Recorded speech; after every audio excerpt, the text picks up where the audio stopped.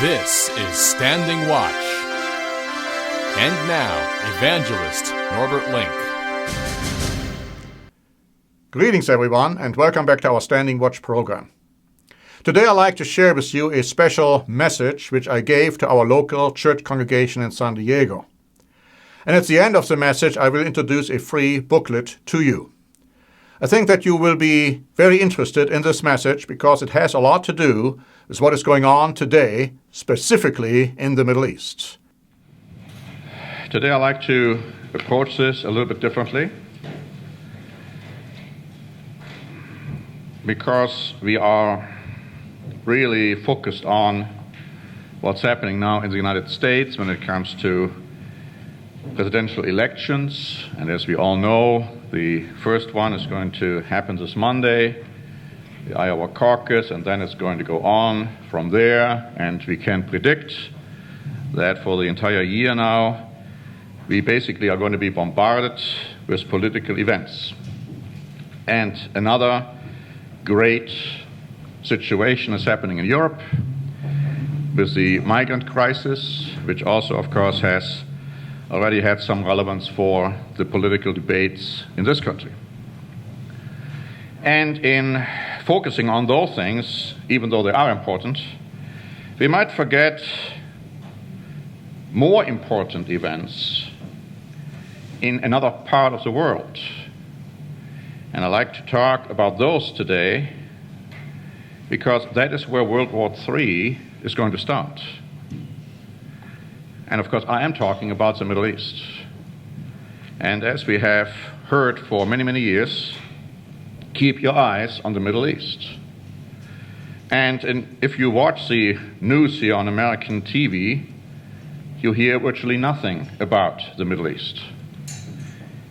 All you hear is about this presidential candidate said this and that presidential candidate said that, and then huge big discussions whether Donald Trump, for instance, did right or wrong in not participating in the last debate. And, for days, that is a big topic on the news. Now, I'd like to talk about countries in the Middle East and their role.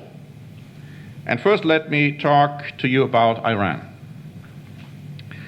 Some of you might have heard it. We have written about it in our update. But JTA wrote on January 21. Secretary of State John Kerry said Iran would likely use some U.S. money freed by the lifting of sanctions for terrorism. But if it does, it will be subject to separate sanctions. In addition, Breitbart wrote on January 18 that Iran is expected to receive tens of billions of dollars in frozen assets in accordance with the Iran nuclear deal.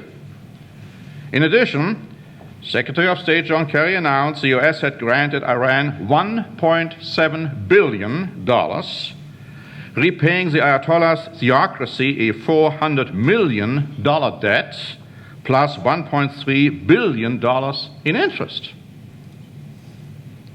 Kerry called the payment a fair settlement, and President Obama agreed, claiming the settlement could save us billions of dollars that could have been pursued by Iran. Now, when I read this, I have to shake my head and I have to say, what is going on? Sending Iran billions of dollars, knowing they are going to use it, amongst other things, for terrorism against the United States and other countries, of course, around the world. Now, Saudi Arabia isn't happy about this. The Guardian wrote on January 18 that Saudi Arabia has never formally objected to the international deal restricting Iran's nuclear program and ending international sanctions against Iran, but it watched with anxiety and irritation as Barack Obama pursued the historic agreement. Billions of dollars were wiped off Saudi and other Gulf stocks the moment the Islamic Republic returned to world oil markets. A time when low prices are taking a heavy toll on the Saudis and forcing them to undertake unprecedented economic reforms. Their larger fear is that Iran, flush with new revenues, will be emboldened to intensify its activities across an already violent and unstable Middle East. Every country in the world is worried about this. Abdel el-Yabouir, the Saudi foreign minister, said, Iran's record has been one of war and destruction, terrorism, destabilization, interference in the affairs of other countries. And we also might want to add that Iran, a Shiite country, wants to become the dominant force in the Middle East. But Turkey isn't too happy about that. Turkey, of course, a Sunni country. And so here comes Turkey in the mix. And on January 8, the New York Times wrote, Turkey, a Sunni majority country, has pursued an aggressive foreign policy in the Middle East in recent years in an effort to expand its influence and to position itself as the region's leader of Sunni Islam. In doing so, it has sought to occupy a middle ground in the dispute between Saudi Arabia and Iran. Now, listen to what the middle ground is. Turkey relies on Iran for natural gas imports, which have become more important in the wake of the breakdown in Ankara's relationship with Russia. The migration crisis has brought it closer to the European Union, which has sought Turkey's help in stemming the flow of refugees from Syria. And Ankara is also in negotiations to restore diplomatic relations with Israel. Now, when you hear that, knowing, of course, biblical prophecy, you know what is going to happen and what is not going to happen. There won't be any great relationship between Turkey and Israel. There won't be any great relationship between Turkey and Russia. But we know from the Bible there is going to be a closer relationship between Turkey and Europe against Israel. We'll talk about Israel in a moment, but we need to understand that what is happening in the Middle East all leads to total antagonistic relationships between Arabic countries and Europe against Israel. And unless you understand that, you can't quite follow the news. The Jerusalem Post wrote on January 10, Jordan has been selected to establish an international judicial committee to inspect Israel's quote-unquote violations on the Temple Mount. The role was assigned to Jordan, which is recognized by many as a custodian of the holy places in Jerusalem. Faisal Hisahi, an international judicial specialist, will chair the committee. He said it will inspect and document all the violations that harm the holy places in Jerusalem and initial criminal procedures against Israel in the International Criminal Court at The Hague. In addition, Hisahi stated that the white paper submitted by the conference emphasized the central role of Jordan's king, Abdullah II, in inspecting the quote-unquote daily violations committed by Israel in Jerusalem and forming a united international stance toward them. Does this ring any bell? Well, the bell should ring loud and clear when you listen to the next article by JTA, dated January 15. Israeli Prime Minister Benjamin Netanyahu called for a reset in relations with the European Union, accusing it, and Sweden in particular, of unfairly singling out Israel in addition to attacking Brussels for its decision to label West Bank settlement goods. Netanyahu on Thursday, for the first time, publicly accused the EU of building illegal constructions in the West Bank in an alleged bid to create political realities there. It's interesting. The EU is accusing Israel of illegal constructions. Israel comes right back accusing the EU of illegal constructions. Deutsche Welle added on January 18. EU ministers have reiterated the bloc's position that the lands Israel has occupied since the 1967 Middle Eastern War, including the West Bank, East Jerusalem, the Golan Heights, are not part of the internationally recognized borders of Israel. Therefore, goods coming from those locations cannot be labeled made in Israel. Israel responded that the statement was discriminatory. Out of about 200 border conflicts in the world, the European Union is choosing to discriminate only against Israel. This stance prevents the European Union from being a fair player in resolving the conflict, the Israeli Foreign Ministry said in a statement. Following the EU's publication of the labeling guidelines, Israel suspended contact with EU bodies working on peace efforts with Palestine, bringing the Middle East peace process to a halt.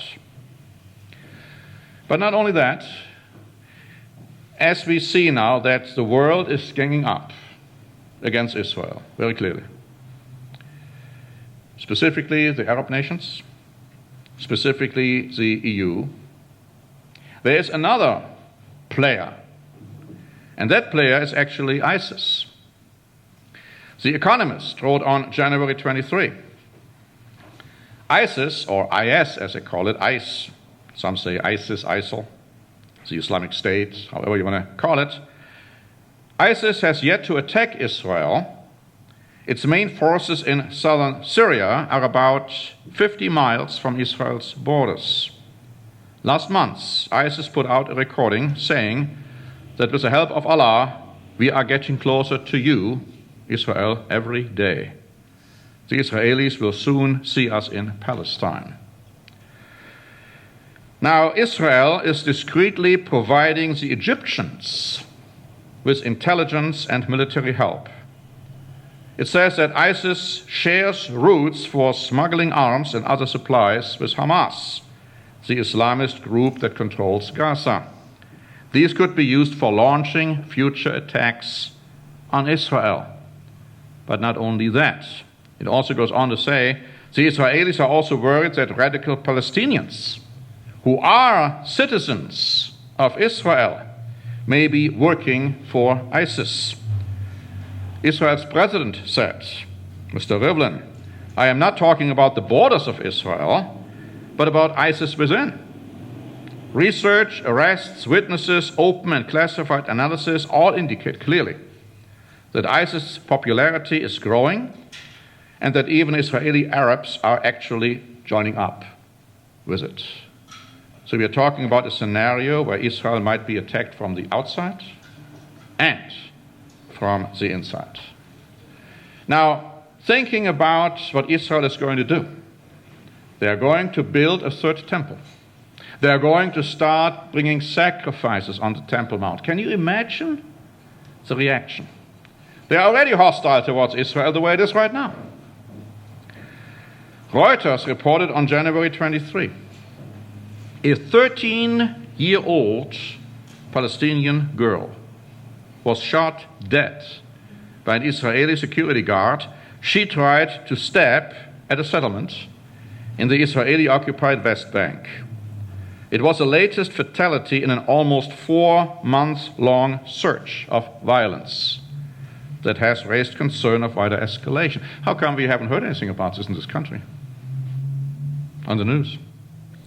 The article goes on to say, since the start of October, Israeli forces have killed at least 149 Palestinians, 95 of them assailants, according to the authorities. Most of the others have died in violent protests. Almost daily stabbings, shootings, and car ramming attacks by Palestinians have killed 25 Israelis and a US citizen. Many of the Palestinian assailants have been teenagers. Goes on to say, young Palestinians are being incited to violence by their leaders and Islamist groups that call for Israel's destruction. What's the situation in Europe? Why is it that more and more French Jews leave France to settle in Israel?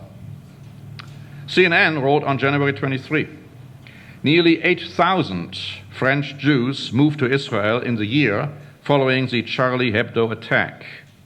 The number of French Jews moving to Israel has doubled and doubled again in the past 5 years.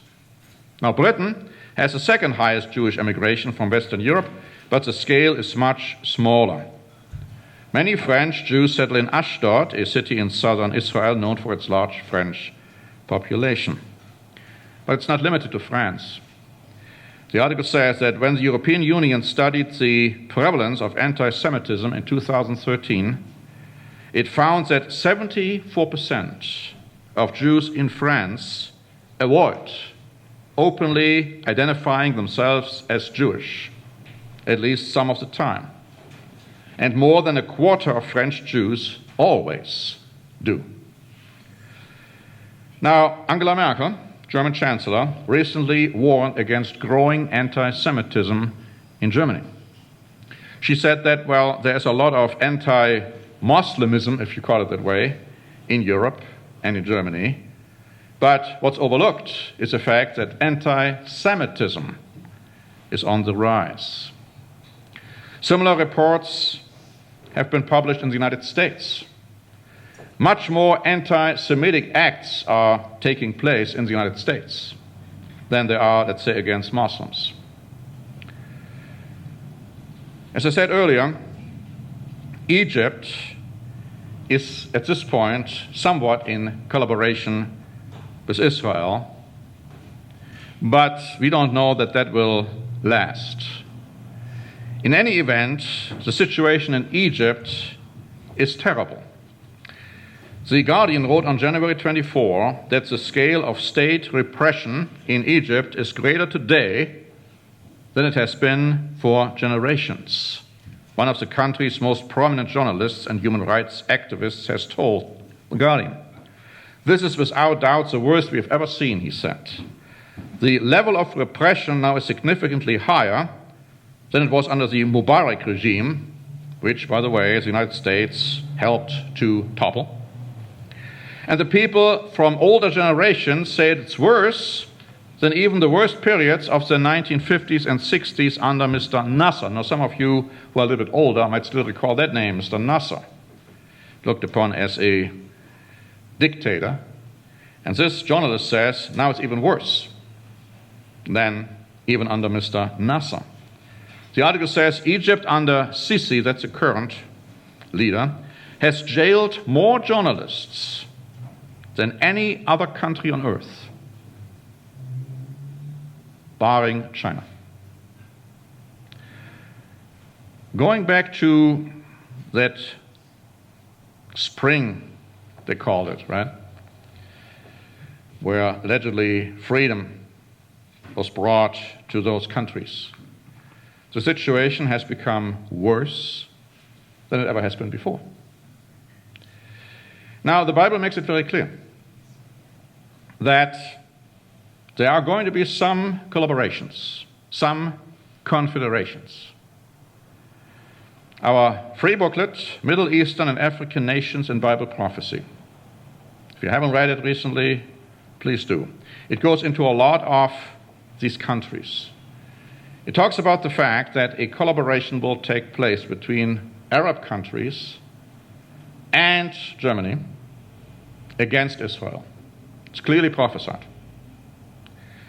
There's also another confederation prophesied between Egypt, Libya, and Ethiopia.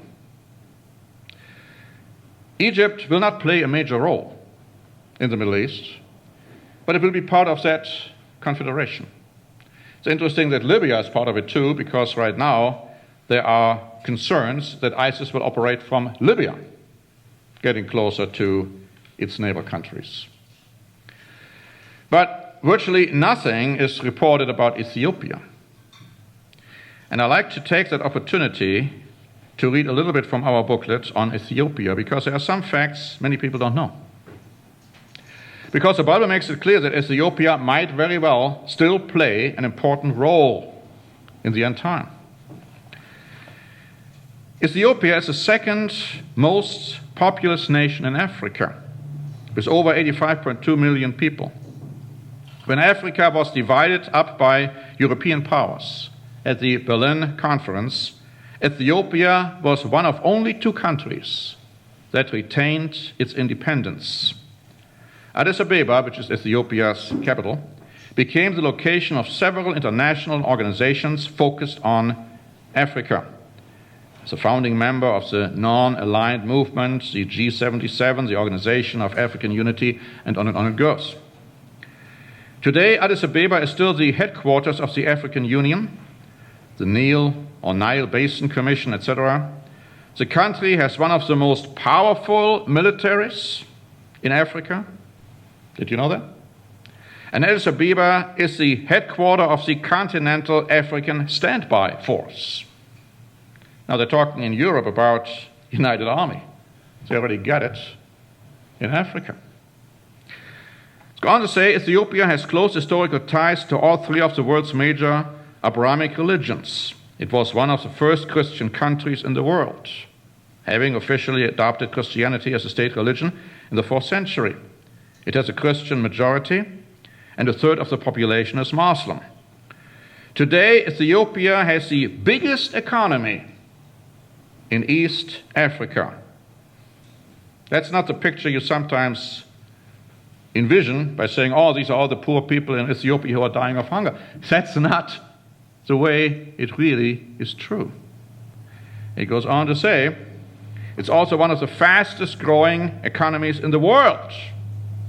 It's a religious original powerhouse in the Horn and east of East Africa. So in other words, you can read more about this, as we pointed out in our booklet, but the point is Ethiopia still has a major role to play, it appears. Europe will intervene when these events take place. Arab nations will have a confederacy with Europe. Egypt will not be part of that. Ethiopia will not be part of that. Libya will not be part of that. But other Arab nations will be. Iraq, it appears, won't be part of that either, because Iran won't be, because Iran is aligning with Russia. You see, you need to know what is happening. You need to know, in light of biblical prophecy, why that is all important. Otherwise, you're going to get lost when you hear the daily news. Or, of course, when you're in the United States and you're just listening to the news on television, you won't hear it at all anyway.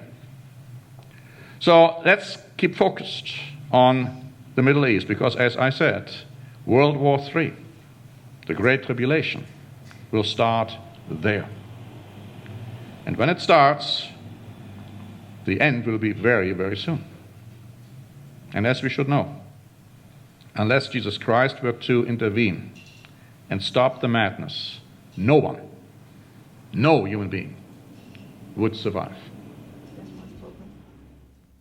Once again, if you want to have a free copy of our booklet on Middle Eastern and African nations in Bible prophecy, just send us your requests. And until next time, this is Norbert Link for the Standing Watch program.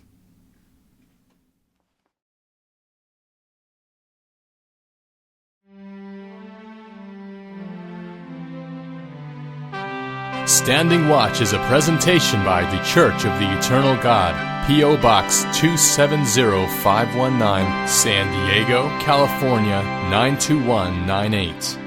More information is also available at our website, eternalgod.org.